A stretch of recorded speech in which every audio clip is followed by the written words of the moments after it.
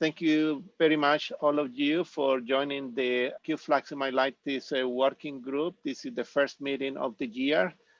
Hopefully, 2021 is going to be a better year after this difficult situation that we have experienced with the COVID-19. Hopefully, all of you are safe and doing well.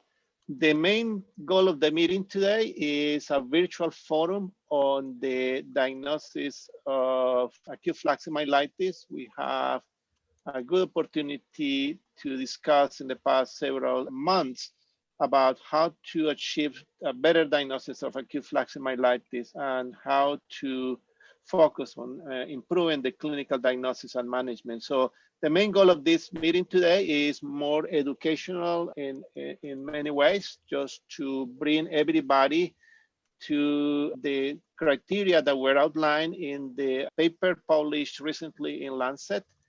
The four topics that we are going to discuss is, number one, is just an outline of the diagnostic criteria. The second topic that is extremely important is how we are going to use these diagnostic criteria in the epidemiological setting.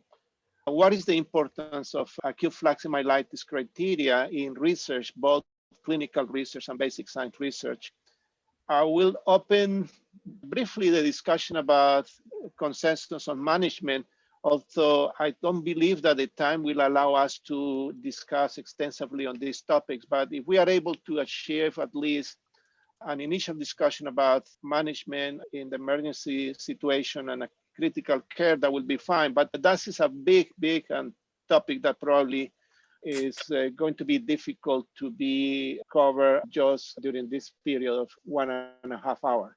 So again, the panelists here, many of them participated in the discussion about the diagnostic criteria.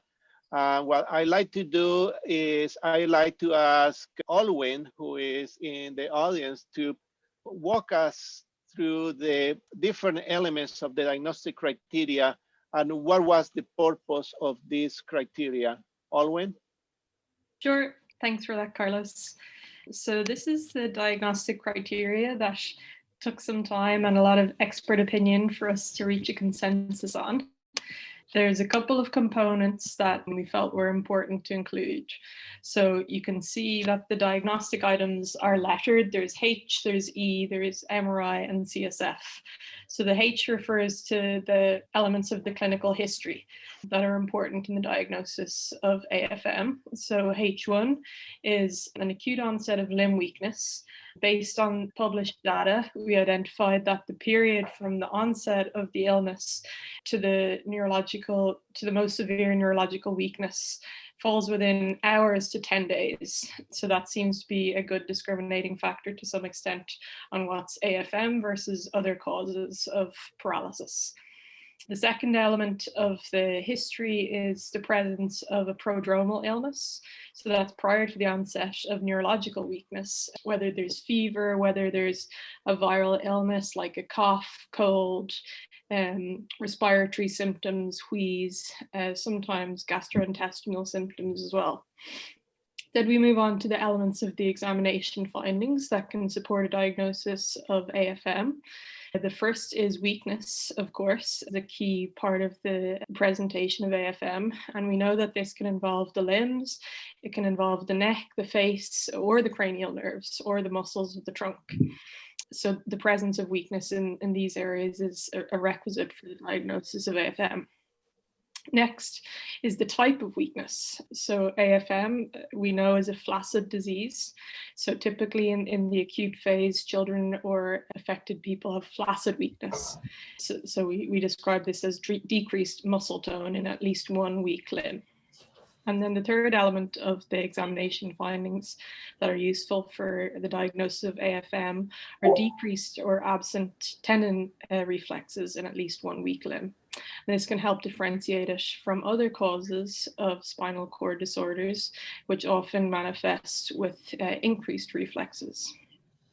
On the MRI, this is a really helpful diagnostic tool in identifying AFM. And the spinal cord lesions that we typically see in AFM predominantly affect the grey matter.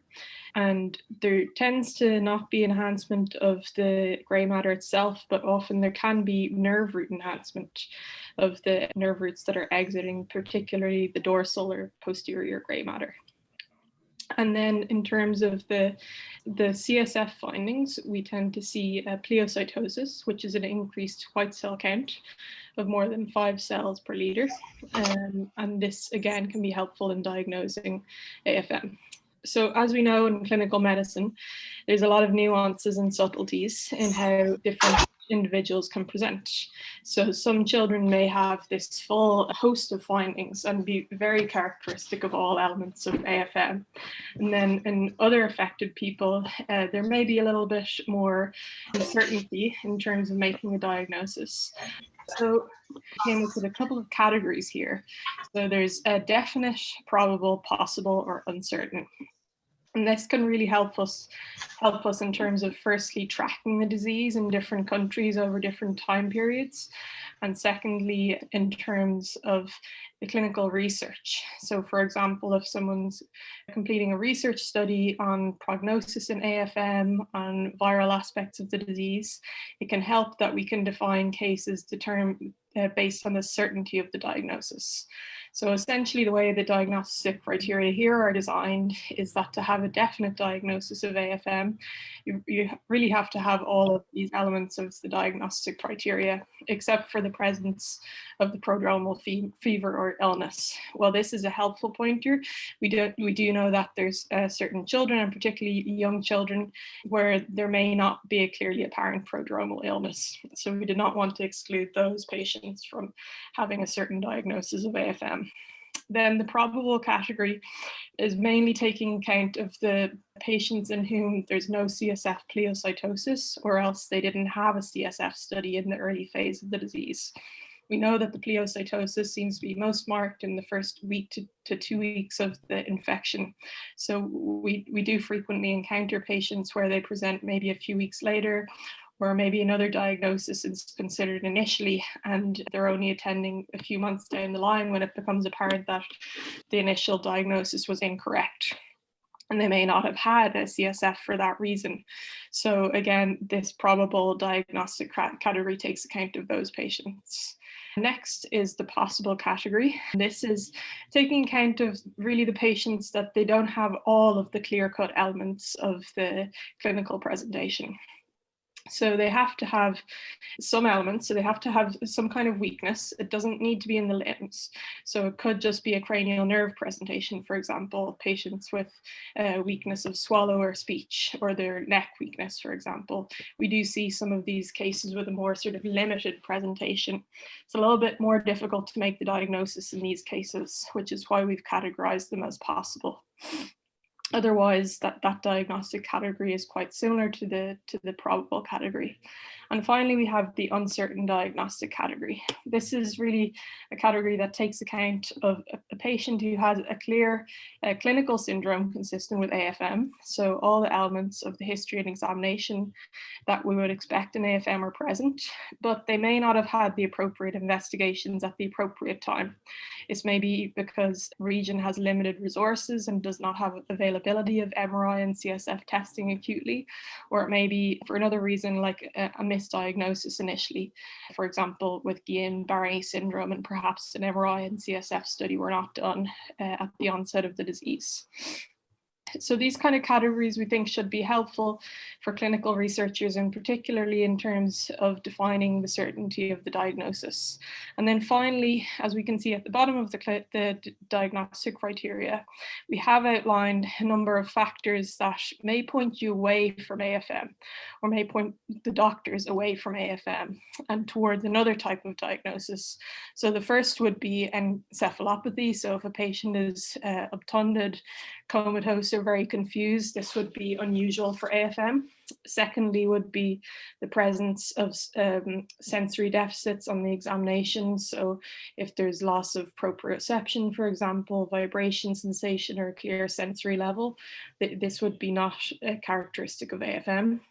Next would be the presence of lesions essentially in the brain, in the white matter or the cortex, which would be very unusual for AFM. We do sometimes see deep gray matter lesions, but not in the supratentorial white matter or cortex. This would be much more characteristic of other type of neuroinflammatory diseases that can mimic AFM. And then patients without CSF pleocytosis can be a little bit more nuanced, and it's important in those patients to consider other things like Guillain-Barré syndrome. A positive aquaporin 4 antibody is not consistent with AFM and is suggestive of a diagnosis of neuromyelitis optica spectrum disorder. And a positive serum MOG antibody, particularly at a high titer, is very suggestive of MOG antibody associated disease, and again is not consistent with AFM. So I guess I'll hand back to Carlos now. Thank you, Alwyn. That was a very good overview of the criteria.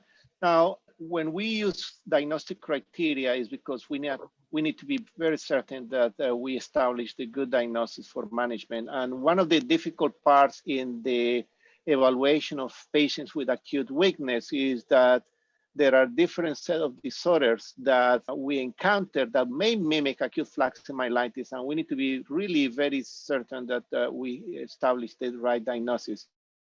So I will invite two of my colleagues here, is Dr. Ben Greenberg and Dr. Matt Elrick. And I will start with Ben, asking, give us a very good view of what the clinician, the pediatrician need to be aware when we are dealing with the diagnosis of acute flaccid myelitis versus the diagnosis of transient myelitis or the diagnosis of a spinal cord infarct.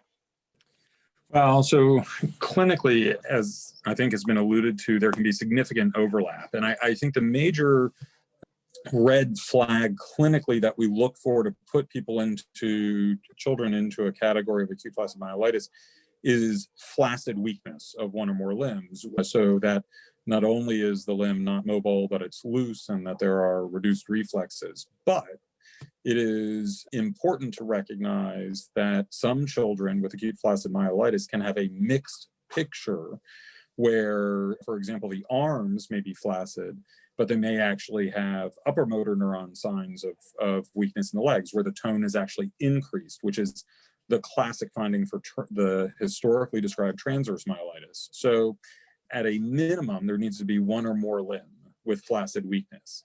If none of the limbs are flaccid, if all of the weakness is with increased tone, then it drops the probability of it being acute flaccid myelitis. It's not impossible, but it drops it significantly. So the pattern of weakness is critical, the timing is critical, and then we put that history and that physical and the imaging and everything that was discussed together to try and put kids into that proper category. But in about half, approximately, of our children we've diagnosed with acute flaccid myelitis, we can have findings in some limbs of weakness that isn't flaccid.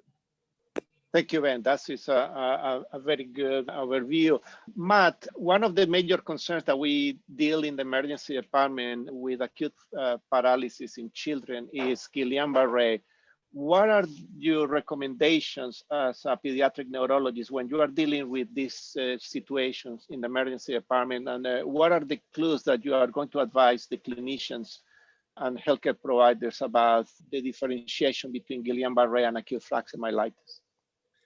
Sure. So in both cases, the presentation is often acute onset of flaccid weakness. The time course in Guillain-Barré syndrome is on average a little bit slower. So the onset might be more subtle and take more like weeks to really reach a nadir, but there's a lot of overlap in the time course. So the onset can look very similar to AFM.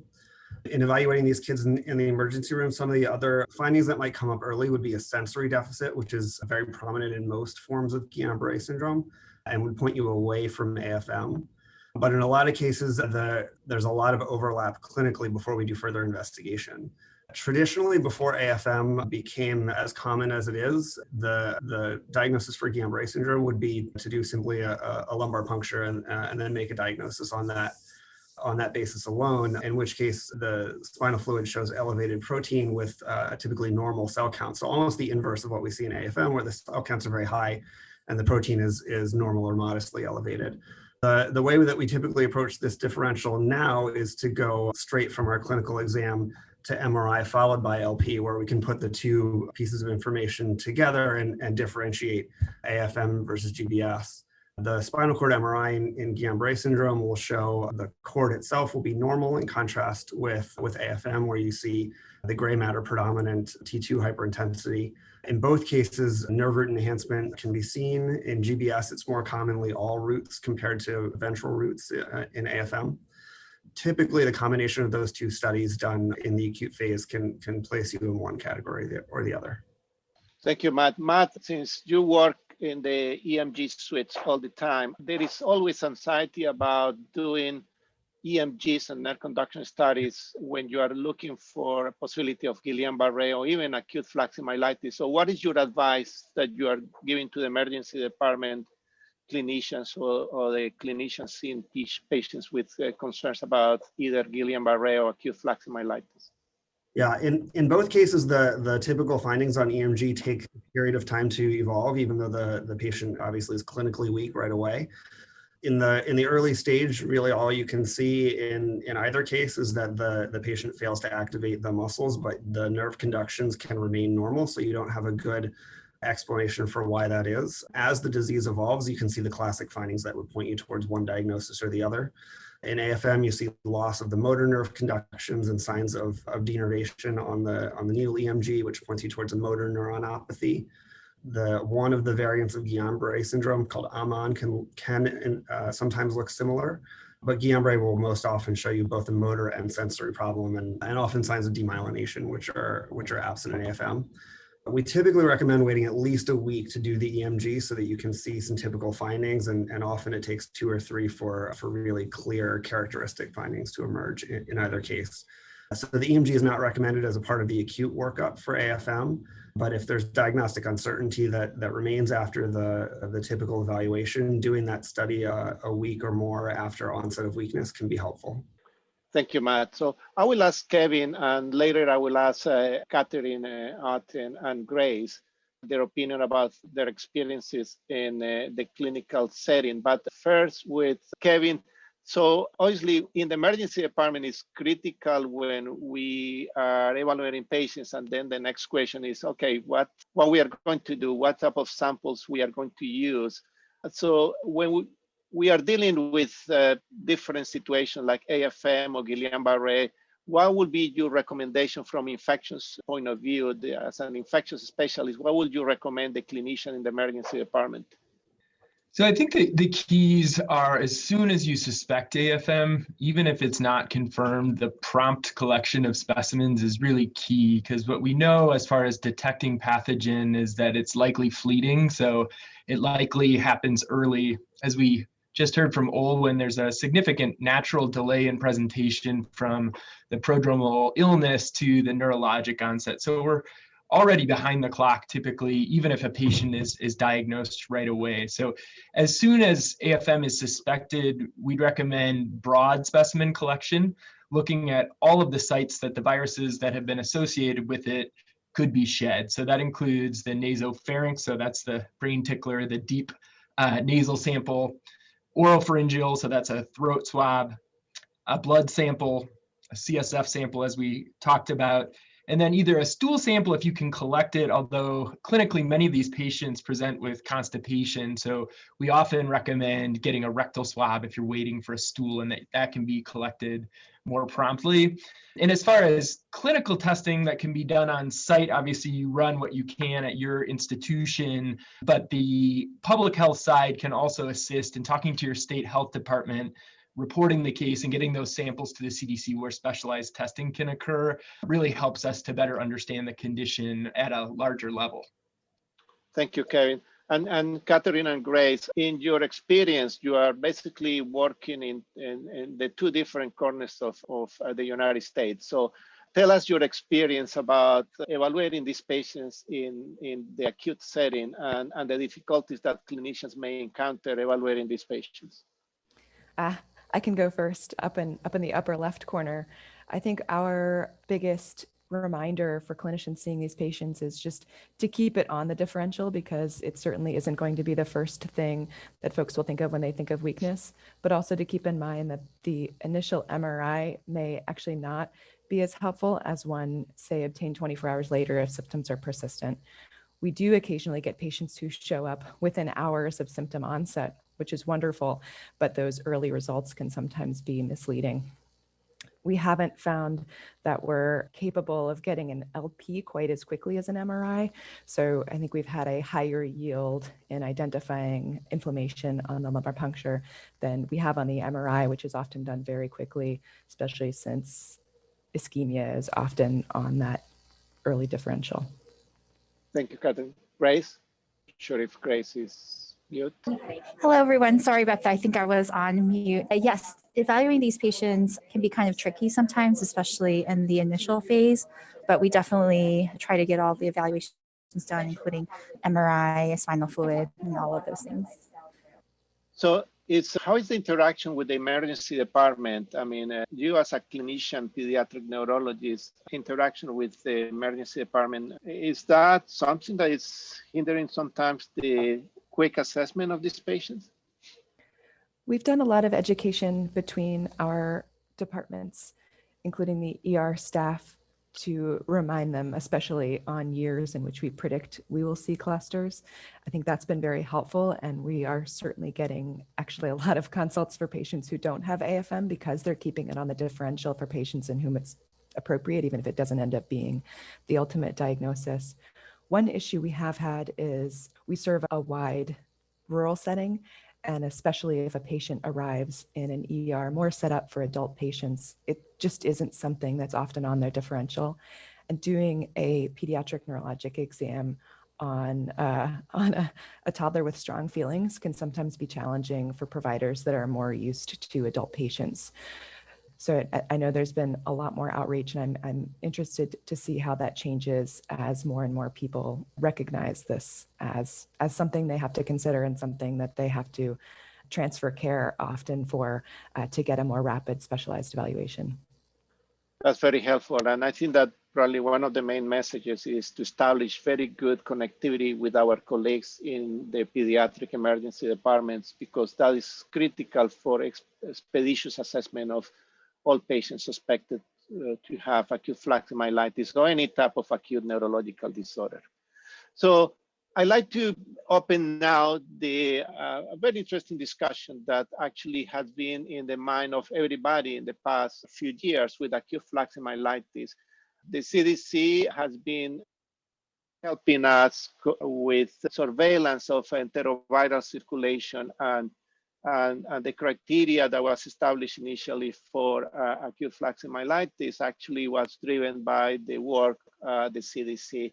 Sarah, Adriana are part of the CDC. They are here with us, and I'd like to invite them to give us their perspective about, now we have some criteria that may be somewhat different to the CDC criteria for AFM, and we like that you explain to us and the audience about what is the difference between diagnostic criteria for surveillance versus diagnostic criteria for clinical management, because that is actually a very important distinction. And unfortunately, in the past, many families, parents, and even clinicians were with the belief that the CDC was establishing clinical diagnosis and confirming clinical diagnosis, something that is not really the role of the CDC. So I will open the microphone to Adriana and Sarah to explain what do you think about the introduction of clinical criteria, and what is the work that you are doing for surveillance. Thank you, Carlos. Yeah, and as you brought up, this has been an issue in communicating this to families. There's always confusion when they hear about the CDC case classification versus what their clinician is diagnosing. So that's something that we've been trying to message better, and to make that distinction that what we're doing at CDC is public health surveillance, which is done at the population level and uses the consistent and specific criteria for case classification to help us learn more about AFM by ensuring that the cases that we're tracking over time are similar. So, and that is on the other hand, we have the clinical diagnosis, which is used for patient level individual clinical management decisions and is more time sensitive. So we want to make it clear that surveillance is meant for disease tracking purposes and to learn more about it, and should not have an effect on the clinical diagnosis given by the treating clinician. So they should pretty much be separate. But with that said, our definitions are actually very similar. So in looking at the criteria, the diagnostic criteria that you guys have come up with, which I think will be very helpful in terms of clinicians when they're seeing their patients, that all of the cases that you guys have listed as categorized in the definite and probable categories would be classified as confirmed cases under our surveillance definition. The main difference that we noticed between these two, between the surveillance and the clinical diagnostic criteria, is that our confirmed classification requires limb weakness, whereas the definite probable criteria may not necessarily have limb weakness, but does include facial, cranial nerve, and neck weakness. So you could have somebody with neck weakness but no limb weakness that is classified as definite or probable with your criteria, but would not necessarily be a confirmed case for surveillance purposes. Now, we don't know what the proportion of that will be, but it will be interesting to see now that we do have these criteria that we can compare moving forward. So that will be helpful in terms of learning more about, what proportion of cases actually do present with no limb weakness. But with all that, we'll continue to count our cases as we have using our surveillance case definition. But it is helpful to have this clinical diagnosis, because what we can do with our surveillance data is then look more specifically at them and analyze it using the diagnostic criteria to see how many of our confirmed cases fall into the different categories, definite or probable. So we're also going to be analyzing our surveillance data, looking at more of a secondary clinical diagnosis or review, so that we'll have a better sense of the clinical diagnosis of these confirmed, or the cases that fall into our confirmed category. Thank you, Adriana. Actually, there is one interesting topic of discussion today, and one of the questions that was submitted to the forum. And again, I like to remind the participants that you can send questions through the chat, so we have the opportunity to discuss some of these questions. But one of the questions that Larry posted in the chat is, do we have any epidemiological signals that we should expect of surge of AFM in 2021? That would be of a cycle per se. Is there any evidence about circulation of rhinovirus, enterovirus? So what is the perspective from the CDC, the data that is available about circulation or surge of enterovirus or other type of viruses in the setting of COVID-19?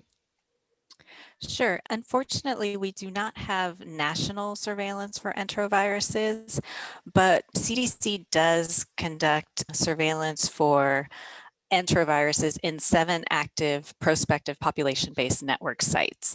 And what they do is these sites are used to look at acute respiratory illness in children less than 18 years of age. And kids who are hospitalized or visit emergency departments at these 7 sites are enrolled. They test specimens and they type for EVD68 specifically. And generally they're testing and collecting specimens from July through November of each year.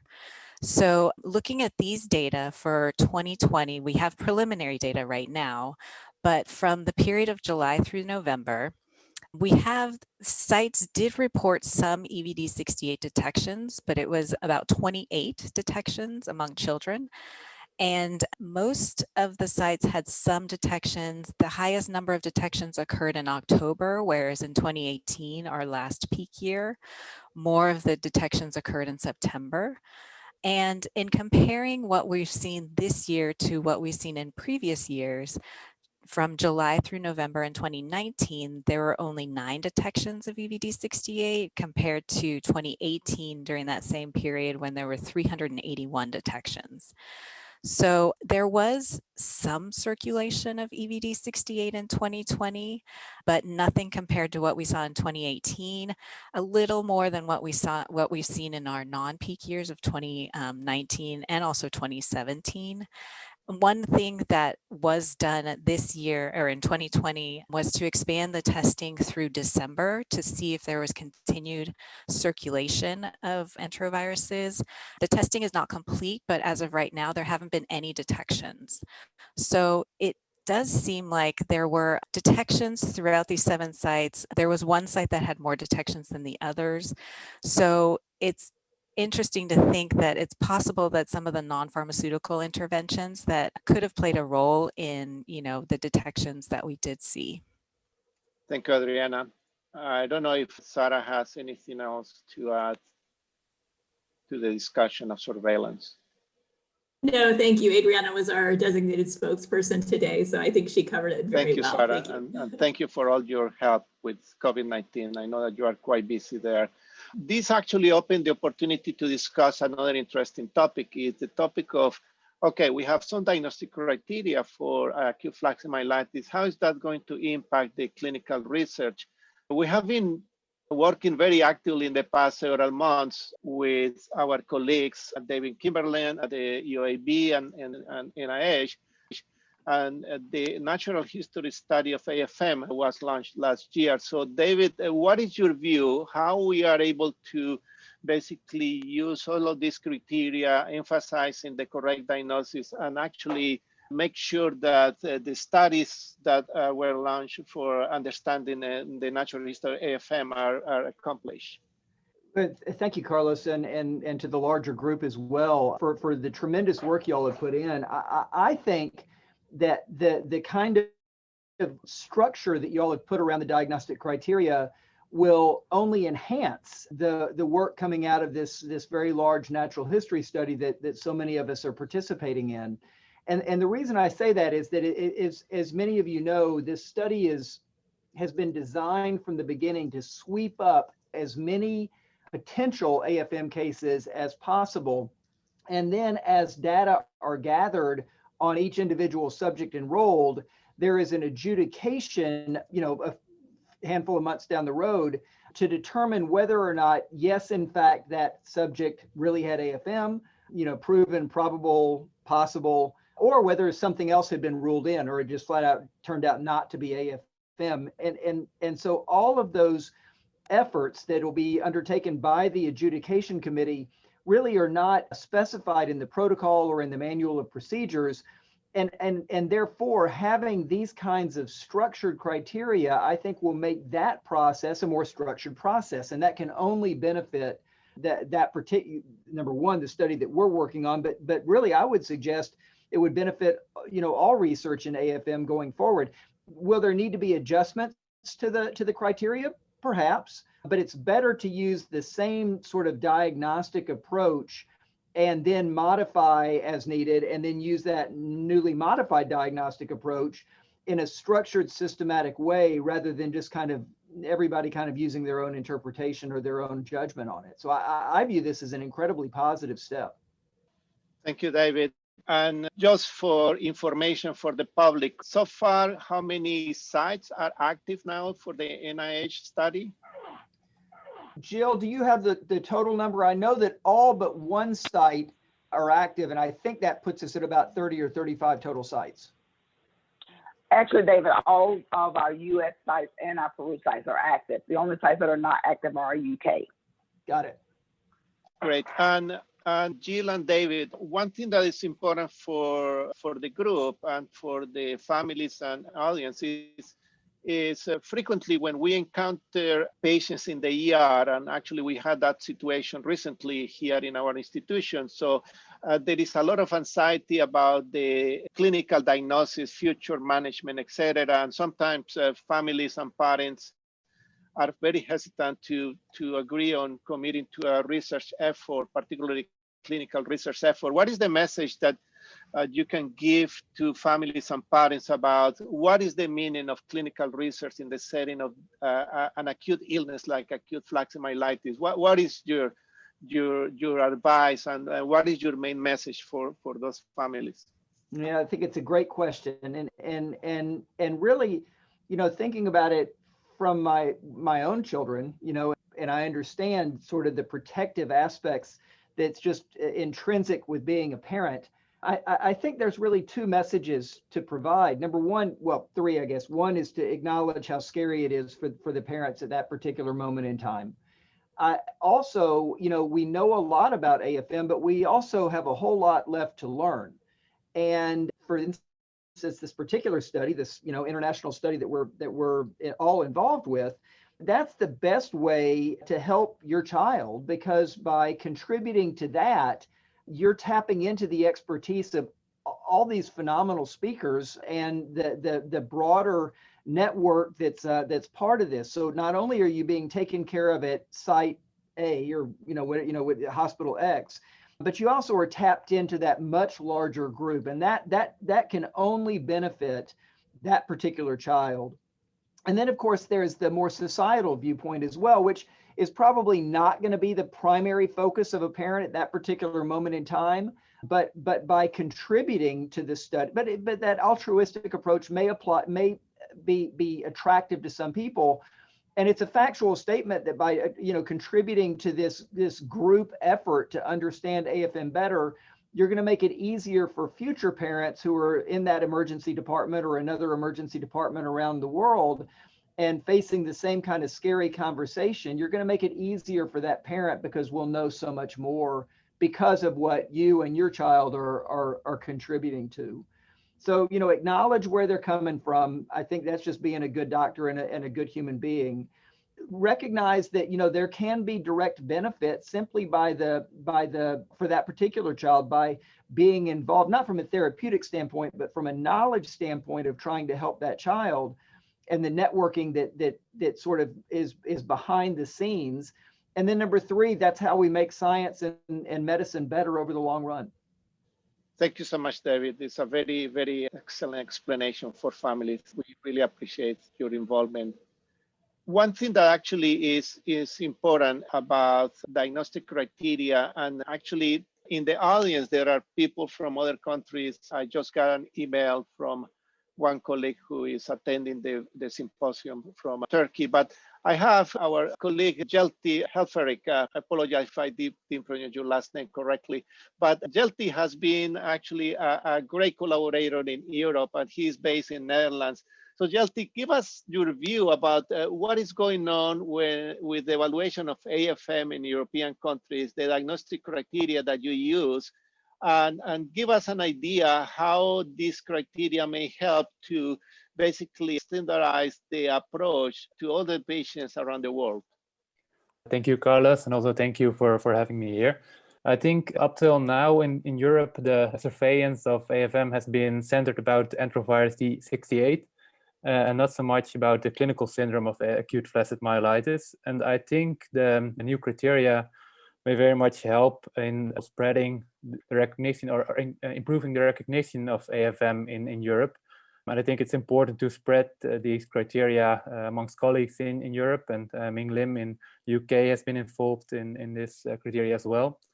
And while we're working on improving the spread of this criteria and also improving the recognition of AFM, because I believe in Europe, there is some work to do still. Thank you so much. There is one interesting topic is we have been very focused on acute flaccid myelitis to be closely linked to enterovirus D68. So I'd like to ask Kevin and Matt Vogt and later to Amy Rosenberg about how we are going to tackle understanding AFM from a theological point of view and particularly triggering factor for AFM. One of our colleagues in Turkey, Dr. Olsay Anver, actually posted a question about, actually they have a very good paper that I invite you to take a look at. Was published in the European Journal of Pediatric Neurology, and this was the experience in Turkey with acute flaccid myelitis between 2016 and 2018. But one of his concerns is that there are other possible pathogens involved in the etiology of AFM, and he mentioned the possibility of Epstein-Barr virus. But do you mind talking a little bit about other potential pathogens and also the importance of sample collection to investigate that? Kevin? So I can start with just the broad statement that we've known that many different pathogens can cause this clinical syndrome of acute flaccid myelitis for a long time. Most notoriously, the family of enteroviruses, which includes poliovirus, enterovirus A71, and most recently enterovirus D68. But there are other pathogens too, West Nile virus, Japanese encephalitis virus, and other Coxsackie viruses and others that have also caused the same clinical presentation. So I think improving our diagnostics to try to get case-specific, pathogen-specific diagnostic tests, including the recent studies that have shown, even though pathogen may not be there, antibody in the CSF may be a way to link cases to that particular pathogen associated. And then secondly, Dr. Kociolik's comment of really beefing up our surveillance and knowing what's circulating at the same time as these cases, because there may be cases in which we cannot associate it with a particular pathogen, but we know what's circulating at the time and what's been associated in a temporal epidemiologic standpoint. So I would say, I think we have good data that the predominant driver, at least in North America and Europe, in even years since 2014 has been enterovirus D68. But we've also seen pockets of enterovirus 71. For instance, we had an outbreak in Colorado in 2018 of that particular pathogen. So I take the comment from the practitioner in Turkey to heart, in that we do need to keep our eyes open. The epidemiology of this can shift over time. We need to have surveillance in place, and we need to be as prepared as we can for the next outbreak, whether it's due to enteroviruses or another pathogen. Thank you, Kevin. Matthew, it's interesting that as pediatric neurologists, we always go to the CSF and we get frustrated that the CSF is negative for any detection of viruses. As infectious disease specialists, give us your opinion when we are dealing in the emergency department with these patients. So what is the value of this sampling for understanding etiologies? I mean, going from the nasopharyngeal swabs to the CSF. Well, and this definitely goes into what Kevin talked about earlier, how important it is to get these samples as early as you have AFM on your differential diagnosis. And what Kevin's talking about is the viral infection, which we understand from how the prodromal illness, has progressed for typically many days before weakness sets in. The initial viral infection, if we're going to talk about enterovirus D68 as the example, it happens many days before. And so these children have typically been having, fever or upper respiratory symptoms for many days. And what we don't understand right now is where during that time, during that initial infection period, when does the virus cause pathogenesis in the spinal cord? Does it happen the same day that the virus starts replicating in the nose? Does the virus go to the spinal cord, or is it later on? And so without knowing the answers to these questions, it's hard for us to know how significant it is that we very rarely detect the virus in the spinal fluid. And so by taking part in these studies that Dr. Kimberlin is organizing, and so many people on this call are part of, we'll have a chance to start really aggressively collecting these samples, pairing them with prospectively banked clinical data where we know a lot about the presentation of the patient, and we can access their MRI data. And then we compare that with these biological samples, serum, spinal fluid, nose swabs, stool or anal swabs. And that will allow us to better understand why it is that we oftentimes don't detect a virus. And I suspect it's because, as Kevin said, a lot of the initial viral replication in the nose, for example, the longer we wait, that dies down. And so even though there's still pathogenesis happening in the spinal cord, maybe, we miss that detection in the nose if we don't get it very early. Thank you, Matt. That's very helpful. So I would like to ask our colleague, Dr. Amy Rosenfeld, who is at Columbia, New York. She's a virologist, and she works in the lab.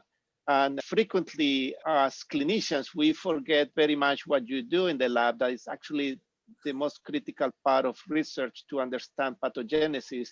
How sampling of these collections and then sampling of a nasal swab, sampling of viruses, sampling of spinal fluid, I mean, what is the advice, the recommendation that you give us for improving the detection of the virus, and particularly to making sure that those samples arrive to research labs like yours that are focused on understanding pathogenesis?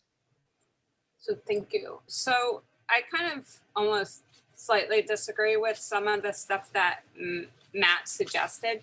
So we know, and Kevin has done shedding studies, that EV68 is more like rhinovirus. You can detect it and then it rapidly decreases within 3 to 4 days of his shedding study. Whereas polio went out much longer. And so there is a big difference in that. And the fact that if you go back retrospectively, people don't find polio in the CSF. It was really Bodian's brain that dictated whether or not polio was neurotropic or not. And we don't have that resource from autopsied children or autopsied bodies to the degree that they had for polio. So like Bodian looked at over 2,000 people and made the brain and the spinal cord. And Matt's work is very elegant, looking at one patient with AFM who he saw RNA in the spinal cord. But that's not clear that the virus is replicating there or how it got there. So I think we have to be very careful about what we conclude and what we've learned in the past about these diseases, and the fact that this is a virus that is more like a hybrid between rhino and polio. And so we need to take a step back a bit. For sample collection and stuff, we do a lot of work, or we're starting to do a lot of work with Ian Lipkin's lab here at Columbia. And we like to have samples as obviously as high quality as we possibly can. And we like temporal samples. So we want samples from the beginning of the disease when maybe the children just have respiratory, all the way through the course of the disease, and as many different types of samples, which I know I've spoken to Kevin about collecting, which are difficult because we are talking about a pediatric community. Parents don't always like their child's blood to be taken, so it makes a difference. Kids don't like needles. They don't like to sit still. So we are tuned to the fact that these are hard to procure, but we'd like them, still.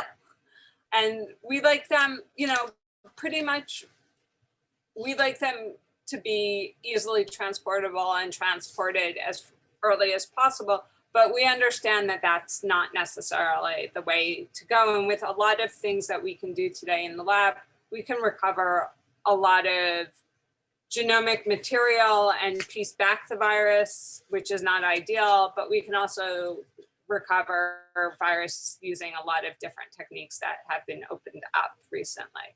So we'd like to know a lot more about not just the virus, but also the immunology and various other things. So like, what is the composition of the pleocytosis? Not just what are the white cells, but what potential antibodies are there, or traces, and various other things would help us understand and help us develop a better animal model to test antiviral drugs or to test vaccines or various, and even understand how it's trafficking from the respiratory tract into the CNS, because even still that is a huge open question.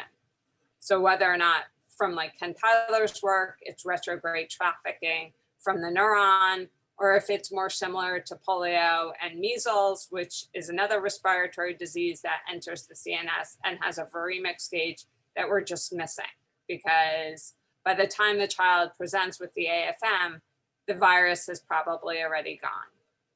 Thank you, Amy. Very helpful. Amy, how advanced is an animal model for AFM? I mean, I know that Ken Tyler has published this research that has been very good, but how advanced is an animal model for testing therapies? Is that something that you see is coming very soon, or is it still a work in progress? It's, from our perspective, it's still a work in progress. we appreciate Ken's work and the group in Utah's work using immune compromised or very young mice. Unfortunately, those mice, the route of infection in those animals is not of physiological relevance. So we're in the process of actually establishing a animal model of mice that are slightly older, that we can start off and look at the whole broad spectrum of EV68 or EV68 infection from the respiratory tract into the CNS. So it really all depends on what your focus is. And a lot of those animals, the virus actually doesn't replicate within what we think is the initial sites of infection of the respiratory tract. So they are limited. Thank you, Amy. Good. So we are going to move back a little bit to the clinical setting for the diagnosis. And when we were discussing these criteria, one thing that we emphasized and was an important topic of discussion is the clinical characteristics in the assessment of this patient population suspected to have acute flaccid myelitis. Dr. Sarah Hopkins in Philadelphia actually has been involved for several years in the assessment of these patients with the CDC. So Sarah, do you mind giving us your view, an overview about the initial clinical assessment that a clinician should have for any patient suspected with AFM, and the clues that you have as a pediatric neurologist for clinicians around the world that are dealing with a suspected case of AFM? Sure, Carlos, I'm happy to. So this is something we've been talking about a lot at CHOP recently, because we've been building an AFM clinical pathway and involving our emergency room physicians and lots of others in terms of being sure we have a good clinical case presentation and initial exam that's fairly simple and straightforward to do. So really important, of course, that you're considering it in anyone who's had the acute onset of weakness with a flaccid component, regardless, as Dr. Greenberg said earlier, whether there are long tract signs or potentially some increased reflexes in some areas related to cord edema. Important to do a thorough neurologic exam. And I find one thing, as everyone on this call really knows, that, sometimes it's easier to do it from the top down and make sure you've checked everything off. Things that I find it's really important to remind the frontline providers to check our cranial nerves, specifically swallowing function. Things that can help us are knowing that AFM typically has a predilection for the cervical cord from about C2 to C5, and also the lower cord. So it's typically going to be your proximal muscles in your upper extremities more than your distal upper extremities. And also it's almost always asymmetric. So it's usually going to be one extremity that's more than the others. Another thing it's important to remember to have people do is to really look for trouble with neck and trunk flexion and extension. Sometimes it's kind of noted as an aside in the note that the patient's not really holding up their head very well. That's really an important thing for AFM, and really important to remember to check then for dysphagia and respiratory issues, and of course cranial nerve abnormalities. The other thing we talk with a lot with our frontline providers is what are the things that would make you suspect that a patient maybe doesn't actually have AFM. And of course, those are things like altered mental status, which doesn't typically occur in our AFM patients unless it's related to fever or ventilatory issues. We sometimes do see some kind of scattered sensory abnormalities in AFM, but it's atypical for us to see clear sensory levels. And it would also be unusual for AFM to progress very, very slowly, as in over the course of weeks rather than over the course of hours to days. We do typically, try to get our samples as quickly as possible from the emergency room, try to get imaging done as quickly, keeping in mind, as Dr. Otten said, that sometimes those tests, if they're done very early, can be negative. and also to keep in mind for our frontline providers, both here and at other institutions, that we want to get those samples as early as we can. So if you're even suspecting that it could be AFM, we would rather have those samples and then decide later that it's not really necessary than to be kind of collecting them late. Thank you, Sarah. One thing that is extremely important, particularly when we are evaluating these patients in the acute setting, is the decision for admitting the patient to the intensive care unit or the critical care management. And one of our colleagues, Dr. Su Hong, who is in Chicago, has been also participant in the outlining the criteria for these decisions about intensive care management. Sue, do you mind giving us your view as an intensivist about what the clinician in the emergency department and the pediatrician need to be prepared to when there are issues related with critical care? There are issues obviously about the respiratory management and the decision about intubation. Do you mind giving us your view of that conversation when you are attending in your intensive care unit and you are discussing an admission to your unit with the neurologist or with the emergency department specialist? Sure. Can you hear me, Carlos? Yeah. Okay, perfect. I want to add to some of the discussion about early sample detection or collection in these patients, particularly when you're not sure of the diagnosis. And these kids will often be considered for receiving steroids and IVIG.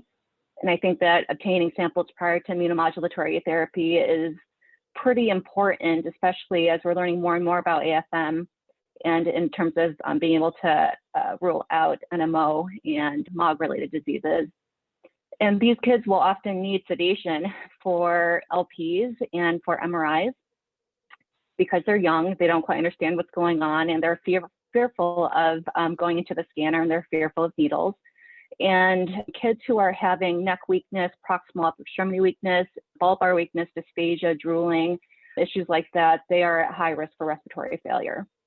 And so in considering whether these kids should be sedated and intubated for procedures, you treat them like any child with neuromuscular weakness, and you would want to be able to monitor their saturations and CO2 levels carefully if you're able.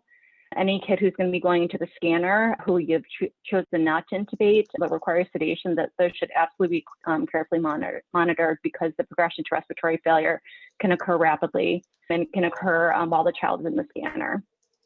And that could also include an inability to clear their airways and to clear oral secretions.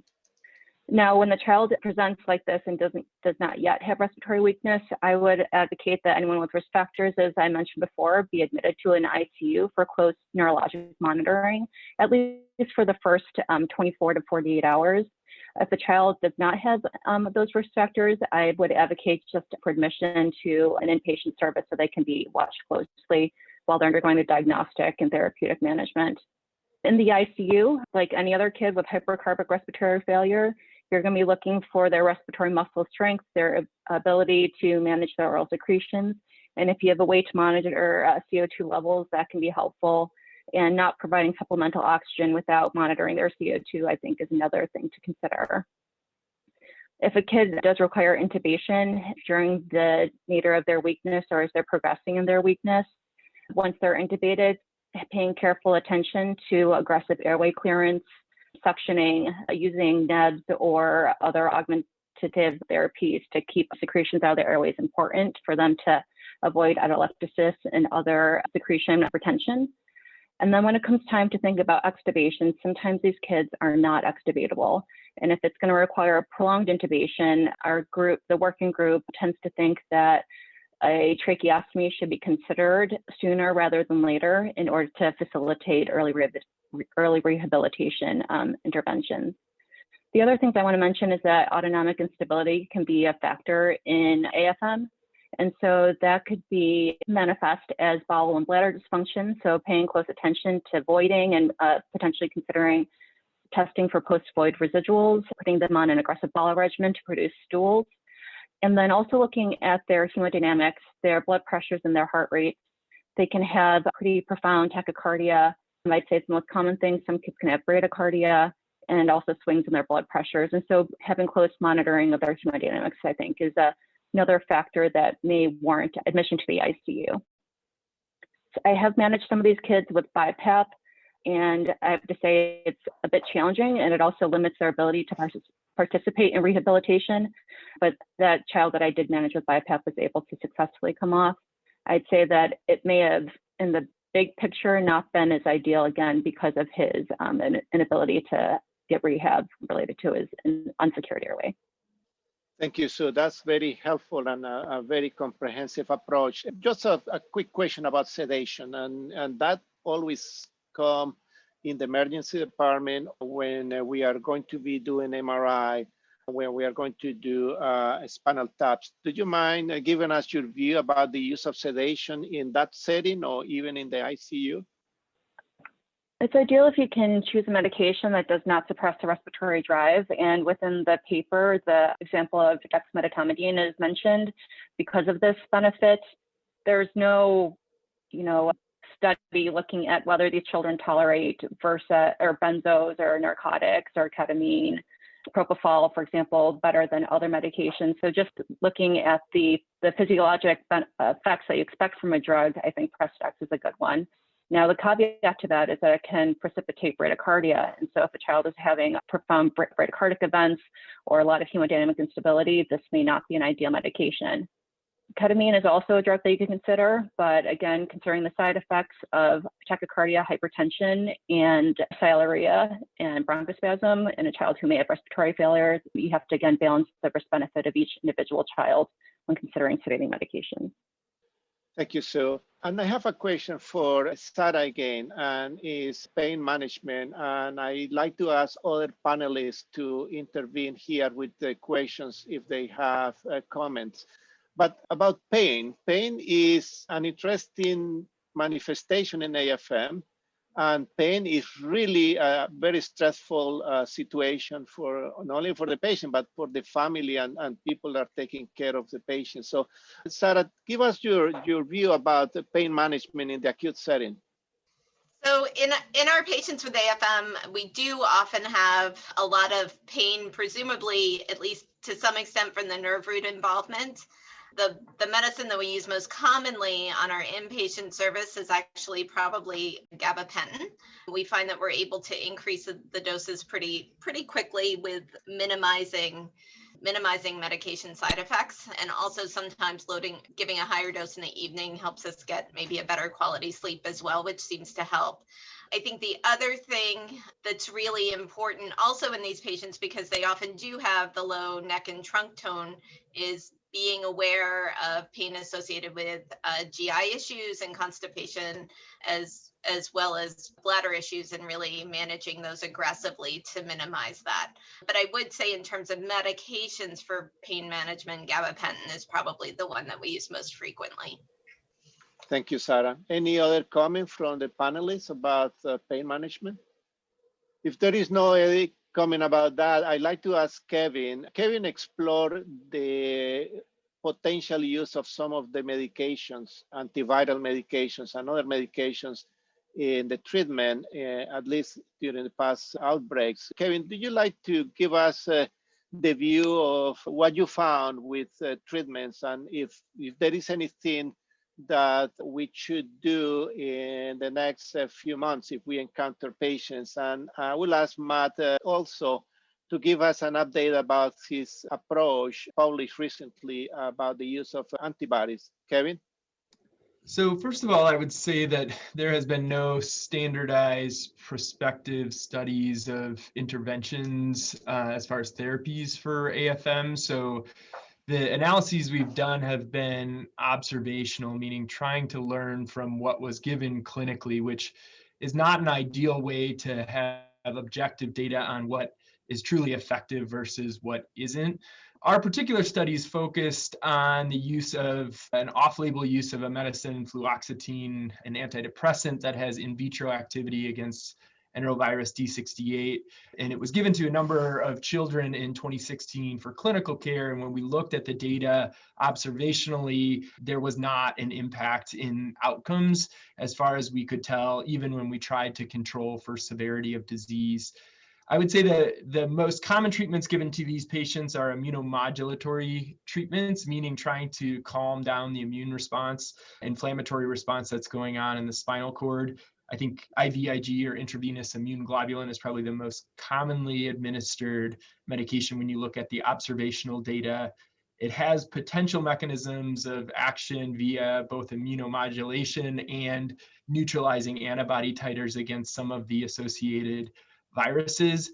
But when we did look at the data and kind of sub-analyzed it, again, we couldn't see a difference between the groups that had gotten IVIG and the groups that hadn't. Again, those groups were not equal. Even when we tried to control for severity of illness, we could not see that or see a time to therapy difference. Other therapies, plasmapheresis and steroids, have been attempted in specific cases.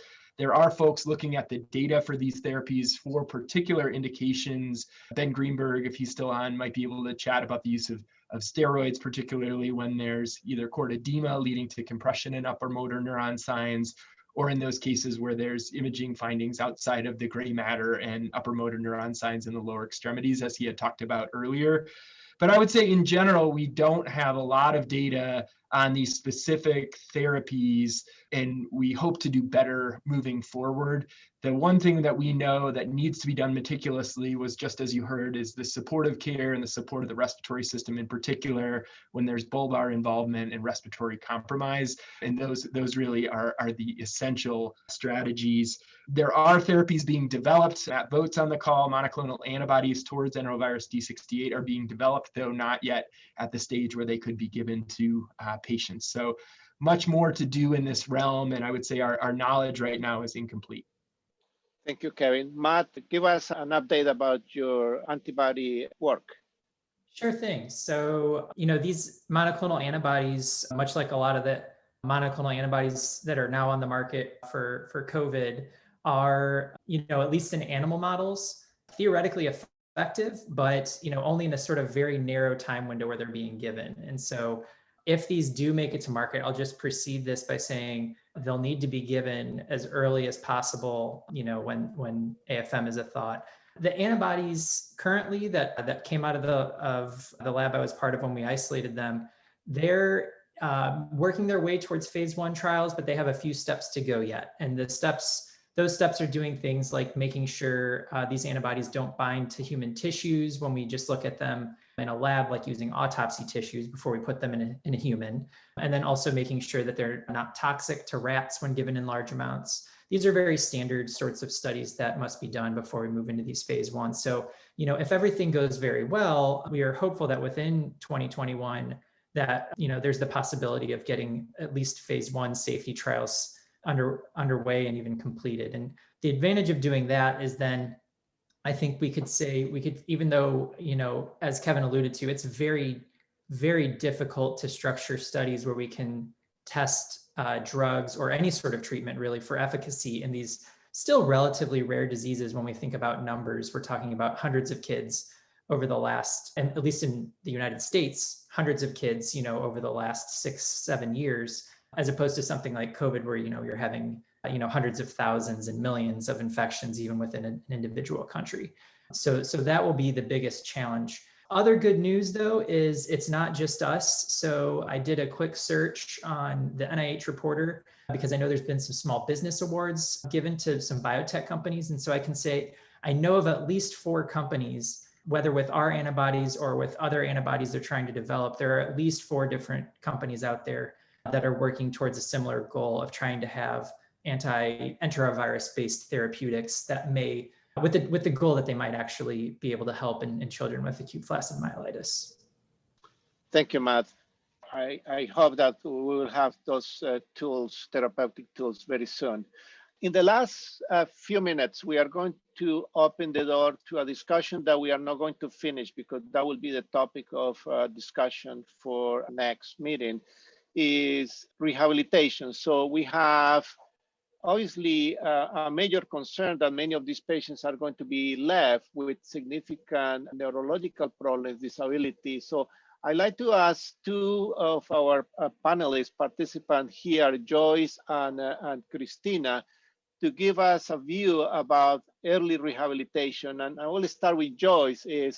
Joyce, when we deal with patients in the emergency department that are admitted to the hospital, obviously the first question is they are experiencing an acute illness, and the main question that the family has is, okay, what we are going to do now, is there any magic medication? And the answer is there is no magic medication, but I always emphasize on rehabilitation. Now, Joyce, what is your view? What is your recommendation for family and also for the clinicians about how to interact with the rehabilitation team in the hospital? Well, Carlos, we know that early rehabilitation is really the key for these children. You know, the majority of them unfortunately do have residual weakness, and the sooner we can get started on early initiation of therapies and preventative strategies to really help prevent things like contractures, pain, like we talked about, orthopedic sequelae such as subluxation, and better we'll be in the long run. Thank you, Joyce. Christina, you are working an institution that is getting all of these patients, frequently many patients with acute flaccid myelitis. And what is the recommendation that you give or provide to the clinical group in the acute setting about the transfer to institutions like the rehabilitation hospital that will be taking a more dedicated effort for rehabilitation? So what are the criteria for saying, okay, this patient is ready for transfer? What is your view, and what are the recommendations? Well, the first recommendation is medical stability. The second recommendation, the child needs to have a residual neurologic deficit, so he or she can qualify for an inpatient rehabilitation program. The specific recommendations for interventions that can be done in the acute phase of the hospitalization were already shown by Dr. Olishek. And they have to do with prevention and mobilization. We don't have a lot of long-term data on outcomes in these children because we have a small number of children that have been followed for a limited amount of time. But one thing that we know for sure, and there is data from other monophasic diseases, is that preserving or increasing muscle mass contributes to improvement in day-to-day function and preservation of other systems that are affected by paralysis, like, for example, bone mass. So my big push is medical stability, strengthening, preservation of or increase of muscle mass in the context of functionally adequate exercises. Thank you, Christina. With this, basically, we are coming to the end of our virtual forum. This is the first of other forums that we are going to have to discuss different issues related with acute flaccid myelitis management, rehabilitation. There are a lot of things to discuss in the future. We have other topics that are quite fascinating and important. In addition to rehabilitation, we have topics like nerve transfer treatments that are a very interesting approach in the recovery of function of some limbs. And we will have those discussions in the next few months. The main message for the entire group and families, the participants in this symposium, is we should basically continue our effort for early diagnosis and very comprehensive management of patients with acute flaccid myelitis to avoid difficult situations like a long-term disability, long-term problems that actually are going to have a quite significant impact in quality of life. So we appreciate very much your involvement with the group, and we invite our colleagues at the international sites to also get together, and we plan to have a meeting with the international collaborators in Europe, in Africa, in Asia, and South America to have a conversation about acute flaccid myelitis. So to the participants from those countries, they are very welcome, and we appreciate that they are able to come and participate in these discussions. And for the entire group, thank you very much. Remember, you may be able to get these educational activities and virtual symposium in the website of the Acute Flaccid Myelitis Working Group.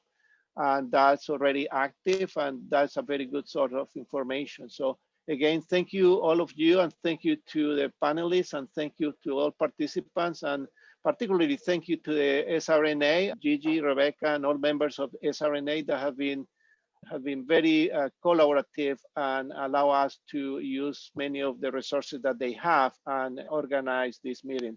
Thank you so much, and stay well and safe.